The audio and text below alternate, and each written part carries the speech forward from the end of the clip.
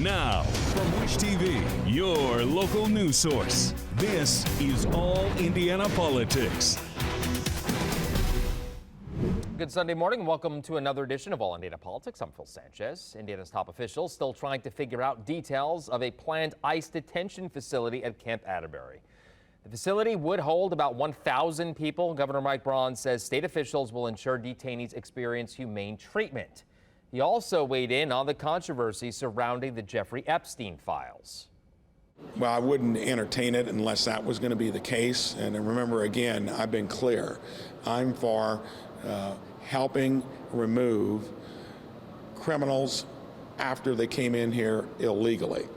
And some of the egregious ones we'd all agree with. So if we've got a facility, we're going to be helpful because I've been on record of doing that.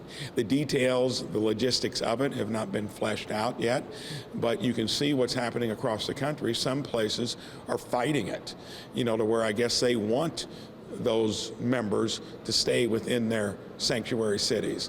Here in our state, we're going to do what I said I'd do from the get-go. The worst first, and going after ones that broke the law once they came into the country illegally, and that's to the extent I'm going to be willing to help. What have I been for? Full transparency. I think the Speaker and the Trump administration are out there now where they're for it fully. I think they kind of were all along. I beg the question, why wasn't that done in the prior 4 years? Now it seems like it's got a heavy political overtone to it, but I'm for full transparency. I think we're going to get it. I think the American public deserves it. We'll wait and see. Meanwhile, Congressman Carson also calling for the Epstein files to be released. Garrett Berquist asked Carson about efforts in the House to release them and what more Carson has learned about Camp Atterbury. Joining us now is Congressman Carson. Congressman, welcome back to the show. Thanks for having me. What do you make of House Speaker Mike Johnson's decision to send the House home early? There are a number of lawmakers that are calling for an investigation to the Jeffrey Epstein files. Well, clearly there's a lot of arm twisting and backroom deals taking place. House Republicans are shutting down the House until September to block a vote on essentially releasing the Epstein files. They would rather protect the elite than give the American people the truth that they deserve. Should the Department of Justice release the files that it has on Epstein? Well, yes. Donald Trump and House Republicans are so scared of releasing the Epstein files that they're shutting down the House and keeping Congress out of session for more than a month to basically avoid a vote that would make this information very public.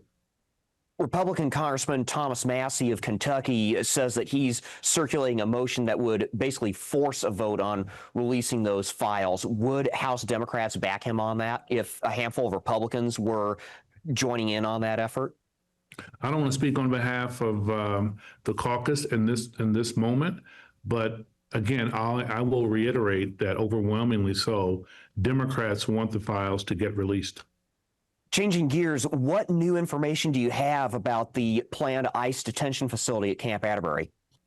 Well, again, I'm so concerned that there are so many detainments that Camp Atterbury is even needed in the first place. Camp Atterbury is meant, as I've said over and over again, as a military training operations center. It has been used on a temporary basis, as we know, for emergency response needs. But deportation policies are not an emergency. As a former law enforcement officer, I know that there are bad actors who need to be held accountable. That's not what's happening. What's happening is families are being ripped apart. Folks are being unfairly targeted for minor or even nonviolent infractions or no infractions at all. So Trump's deportation policies are not making us safer.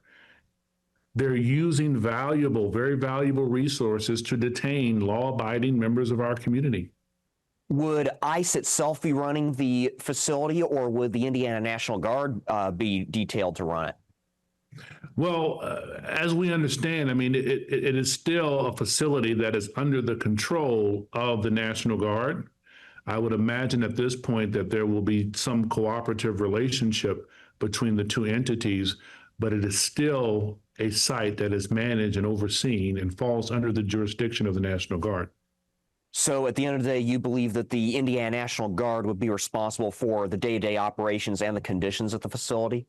I've not said it absolutely. I think that falls under the purview of the administration, but there clearly will be cooperation between the National Guard and DHS. I want to briefly address the latest in the situation in the Middle East. Iranian officials say that they plan to continue enriching uranium, but they are open to negotiations. How confident are you that they will come to the table and we will get a lasting deal? Well, my hope is that a deal will take place. I mean, we've dealt with this before. We dealt with it when we had a deal on the table under the Obama administration, a deal that was blown up under Donald Trump's leadership. My hope is that if the Iranian government is working toward greater enrichment efforts, that we don't see them get to weapons grade level where they could become a major threat in the region.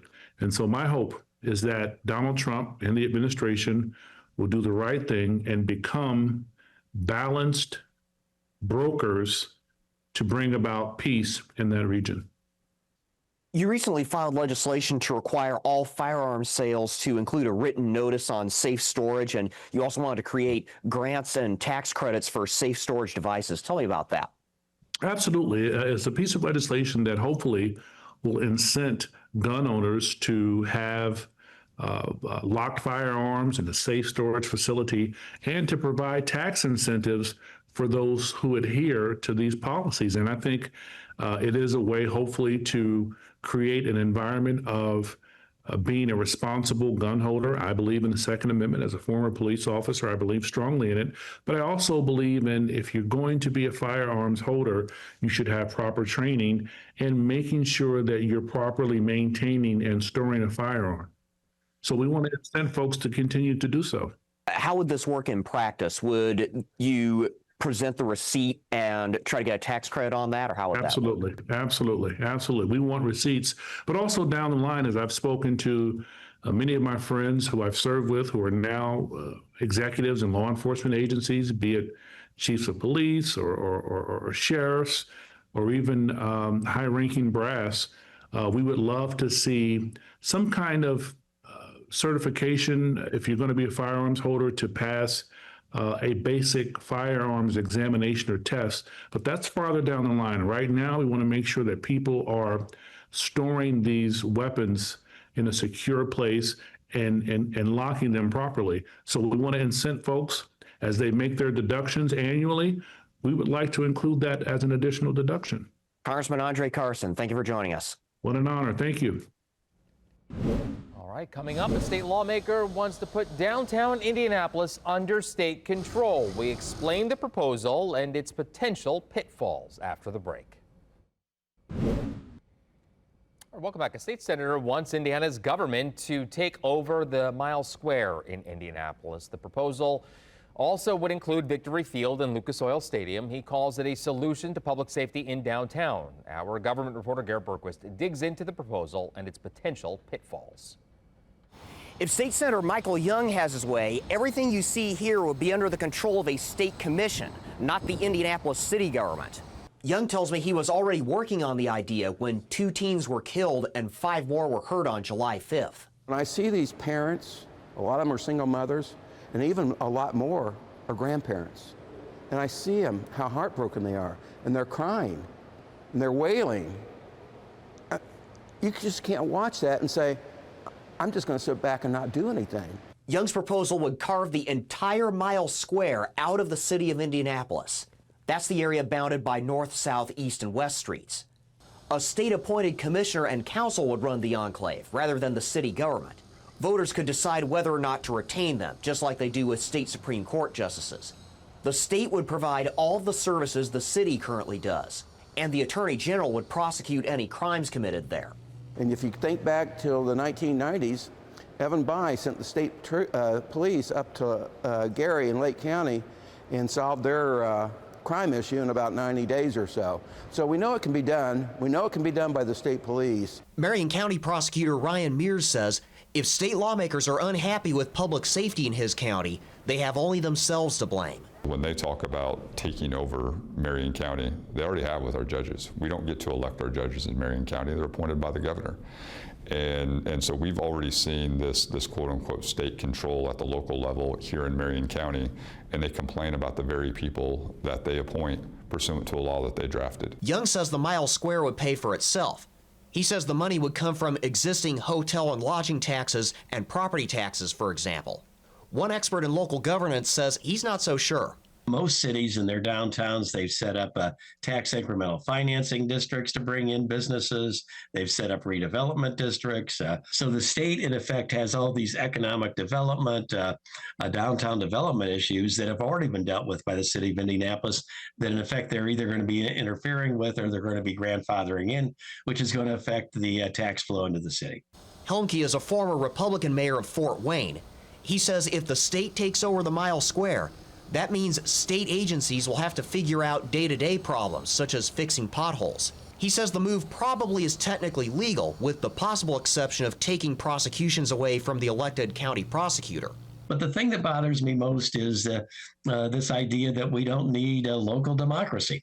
That we don't trust the local voters to do what's best. In effect, it's the legislature once again saying, we don't like the mayor you chose, we don't like the council you chose, we don't like the way your police department's working, we know best.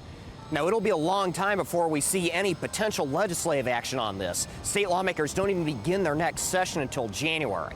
In downtown Indianapolis, I'm Garrett Bergquist for Wish TV and WishTV.com.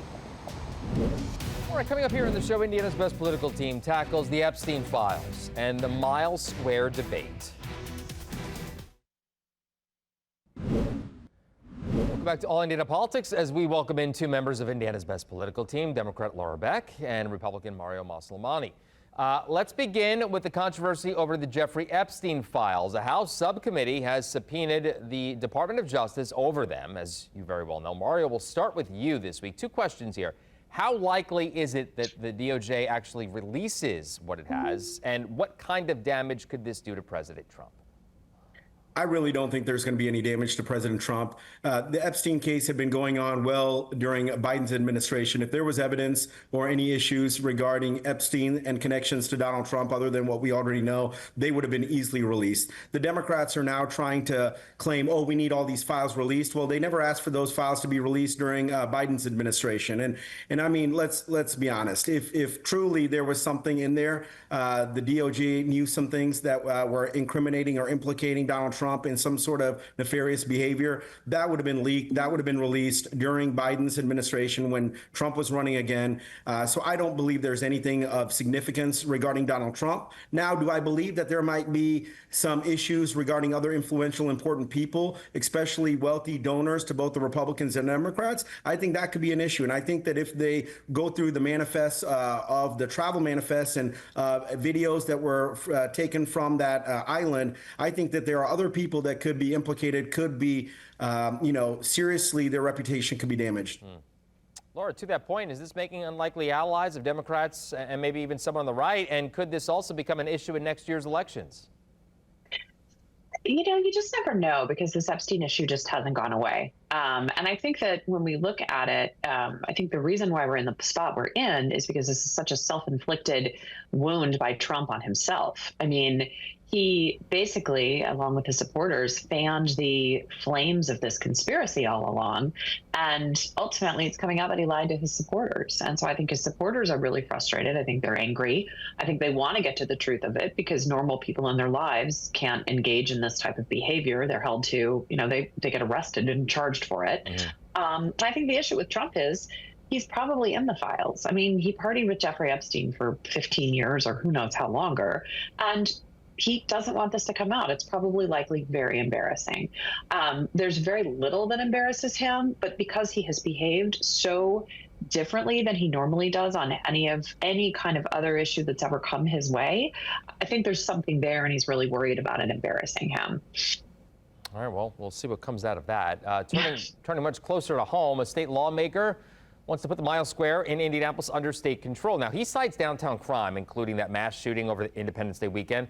Laura, Senator Michael Young, he claims the mile square would pay for itself through its existing tax revenue. You buy that? I think I would take it seriously if this came from a more serious person. This is just all politics. It's all games. It's all because he and a number of other people don't like the prosecutor who's in charge of Marion County right now. I think Paul Helmke makes some excellent points, and I think he recently has said that about the issues that are involved in trying to take the mile square out of Indiana, out of control of the state. It's always funny when you hear small government Republicans want to add another layer of government to it. One of the interesting side effects, though, and I'd be interested in Mario's take on this, is by taking away control from the prosecutor in Marion County, as Mario and I both know, has the responsibility, because they are the seat of Indiana government is in the mile square. Yeah. So you would essentially take away the ability for an independently elected prosecutor to have any oversight over state government, over city government, and I think there's a lot of unintended consequences politically that a lot of Republicans wouldn't want to see happen, particularly those in the State House. Ryan Mears, Mario, as you know, he was elected prosecutor here in Marion County. So would this violate the state constitution?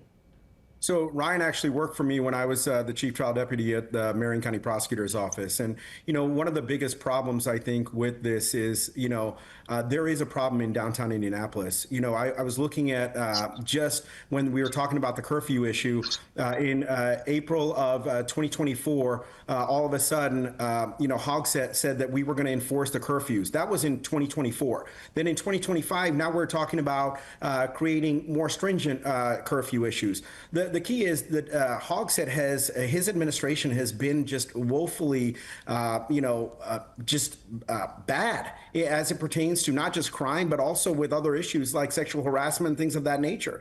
If they just enforce the laws that are currently on the books, look at it. Look at last weekend, right? We had the WNBA All-Star game. We had, I think it was the Circle City Classic also present. We didn't have any issues because guess what? Braun had state police there along with IMPD. They made sure that the curfew laws were implemented and there were no issues, no crime or significantly dropped. And so all I think the Republicans and even Democrats want is that for the Hogsett administration and IMPD to enforce the laws that are currently on the books.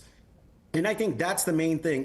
If this bill forces Ryan Mears and IMPD and the Hogsett administration to actually take crime seriously, then maybe, we'll actually get them to enforce the laws that are currently in the books, because you're having all these juveniles roaming the streets clearly past curfew. Get them off the streets. If you tell them you're going to... Mario, I hate to cut you off. I only have a minute and a half left, and I want to get your both of you in on this Camp Atterbury stuff. As you know, it will serve as a detention facility for suspected illegal immigrants. Congressman Carson's office tells us they've been told about 1,000 people will be held there at any given time. Mario, your thoughts on this, and also the way that this has played out throughout the country and other facilities? I think the main thing is that if they're arresting and detaining illegal immigrants that have been committing crimes, I don't think Republicans or Democrats are going to have any issues with this. We have a number of illegal immigrants in Marion County and around the state that have committed crimes. I was looking at the jail stats from Hamilton County Jail. There were over 400 illegal immigrants that were arrested in Hamilton County in 2024. So if illegal immigrants that are committing crimes are being detained and kept at Camp Atterbury, I think Republicans and Democrats are going to be both happy at that, because it basically keeps our streets safe. Laura, 30 seconds, close us out. I think this is going to come back as a very dark chapter in our nation and unfortunately now our state's history.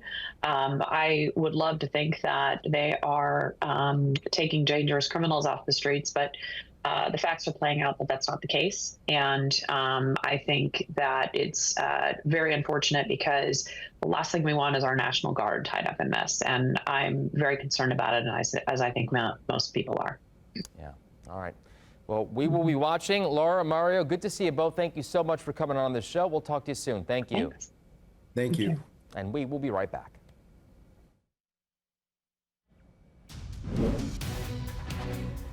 All right, thank you for joining us for All Indiana Politics this week. Of course, we'll be back here next Sunday morning at 9:30.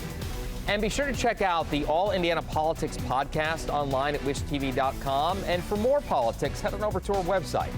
Have a great rest of your weekend.